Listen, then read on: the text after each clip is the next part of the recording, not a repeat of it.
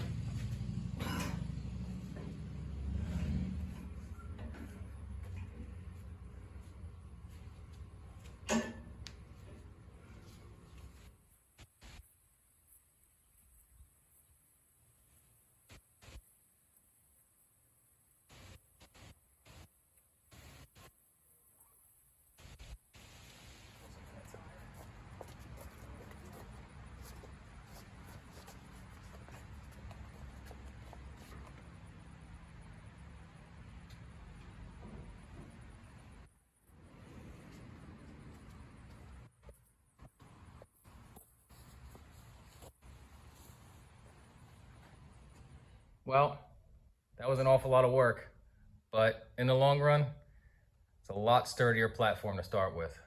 Just a real quick recap of everything we did.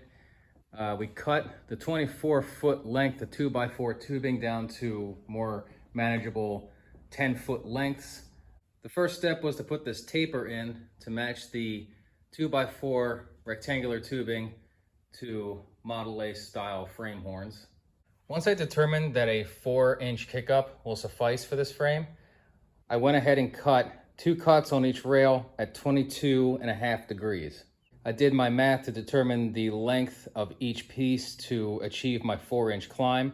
And when it came time to tack these back in, I took the passenger side, brought it over to the driver's side and vice versa. That kept the foundry seam on the rectangular tubing in the same spot inside the frame. Once I checked the old Model A frame was straight and square, we used that as a template more than a jig, mainly to get the correct angle front to back. Once I got the new frame stacked on top of the old frame, I checked for square, trimmed, and installed this 32 style cross member, of course checking for proper caster angle. Then after some heavy bracing came the fun part, making these relief cuts to get a slight sweep upward to lower the car a little bit more. Once everything was tacked pretty heavily, we removed the new frame from the old frame, got the old frame out of here, brought the new frame back, put it up on jack stands, and installed the front axle. So I guess it was rather beneficial that I haven't been able to sell this 8BA yet. It came into great use to weigh down the front end, compress that spring a little bit, and set us up to get ready to install the rear cross member. Of course, before entertaining the idea of the rear cross member, we had to reinstall the 37 spring, which was necessary because the shackles were in pretty rough shape. We used this spring spreader that a good friend of mine rented us. Once we figured out the spring, with the weight of the flathead up front, we leveled the frame, brought the rear axle underneath, squared up the pinion angle to the best of our ability, and tacked in the cross member. So, like I said, it was a lot of work, but A, it's a stronger platform. B, it's money better spent than trying to go down the road of boxing plates and trying to make the best of a bad situation, which was that frame. I had intentions on making these kind of modifications to the original frame, and the more and more I chewed it over in my mind, the more sense it made to just start with fresh steel, a better foundation. So that being said, the next steps are to finish weld the frame. I'd like to get the motor mounts in there so I could properly load down the front end. And I'm entertaining the idea of a drop axle up front. The flathead's pretty much ready to be installed. And recently we came across this 1948 truck transmission that'll work fairly nice. It was a big job, but I think it was absolutely worth it. I think the stance is great as is, and I think it's only going to get better from here with the ideas I have in mind. But overall, I think we're in a much better place. So until next time, thanks for watching. What do you think? Ready to go inside? Come on, let's go.